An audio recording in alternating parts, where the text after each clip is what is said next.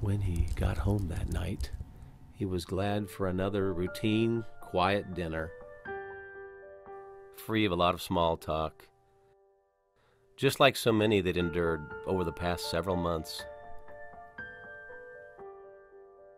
He nervously reached for his wife's hand and said, "I've got something to tell you." As he observed the hurt in her eyes, he suddenly didn't know how to even open his mouth. But he had to let her know what he had been thinking. "I want a divorce." She didn't seem to be annoyed by his words, but instead asked softly, "Why?" He just avoided her question. Angry words began to well up in her throat. She threw down her fork and shouted, "You're not a man." He knew she wanted to find out what had happened to their marriage. He just didn't know how to convey a satisfactory answer. Truth was, he had allowed another woman to steal his heart. He didn't love her anymore. He just pitied her. Earlier that day, he drafted a divorce agreement which stated that she could own their house, their car, and 30% stake in his company.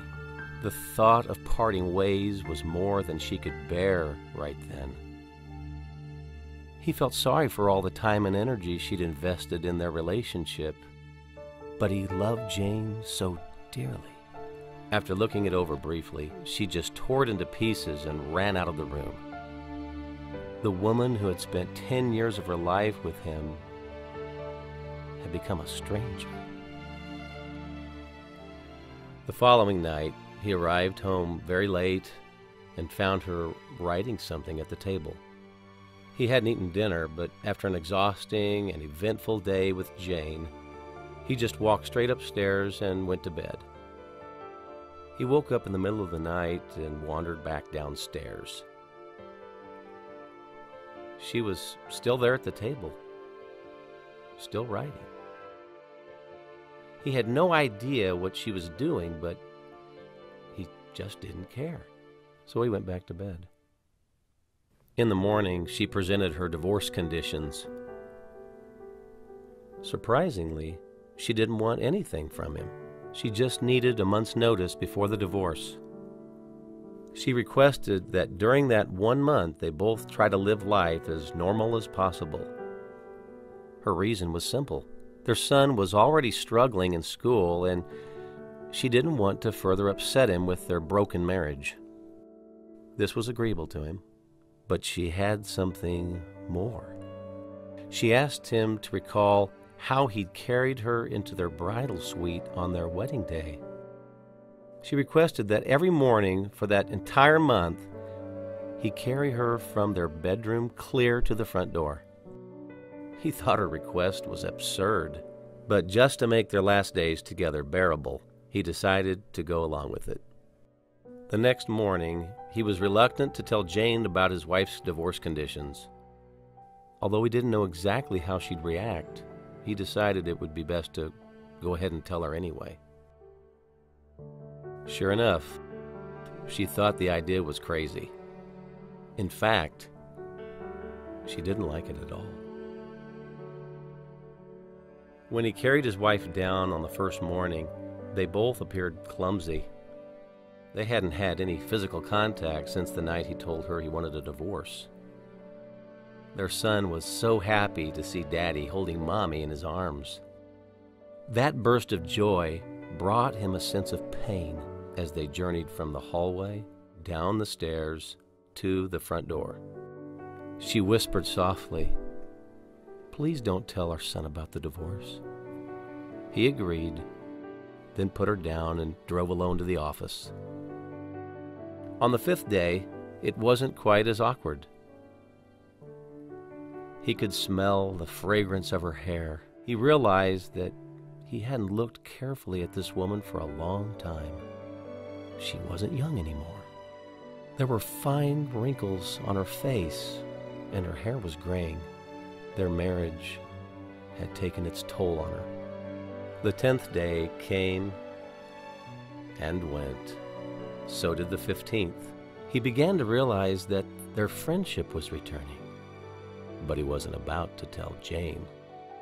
It was becoming easier to lift and carry her out as the month went along. He thought perhaps the unique workout was making him stronger. On the 21st day, when he picked her up, he felt a sense of intimacy growing again. This was the woman who'd committed her heart and soul to him for the past 10 years. On the morning of the 28th day, she had a difficult time trying to pick out something to wear. She tried on several outfits, but couldn't find one that fit just right. All my clothes seemed to be so baggy. He suddenly realized that she'd grown thinner. That's the reason why it was getting easier to carry her down every day. Their son came in like clockwork and said, "Dad, it's time to carry Mommy out." To him, seeing his father carrying his mother out had become the highlight of each and every day. Her husband turned his face away because he was afraid he might change his mind during one of these final days. He then held her in his arms, walking from the bedroom, through the hallway, down the stairs. He held her body tightly in his arms. Her arms draped around his neck softly and naturally. It was just like their wedding day. But her much lighter weight made him sad. On the last day, as he was holding her in his arms, time seemed to stand still. He looked at her lovingly and said, "I hadn't noticed that our lives lacked intimacy." And they found themselves in a tender embrace. He drove to the office as fast as he could. He was fearful that any delay might cause him to change his mind. He hurried into the office and headed directly to where Jane was working. As soon as she turned to greet him, he steadied himself and said, "I don't want the divorce anymore." She gave him an astonished look and then asked if he was feeling all right. With resolve, he continued on, "I'm not going to divorce my wife. Our relationship is over, Jane. I still love her. I'm going to fight to win her love and trust back. I made a commitment to her till death do us part." She slapped him. "I'm sorry, Jane," he said as he turned and walked away. She was devastated. He never imagined that his selfish choices would create so much pain. He rushed out of the building and drove away.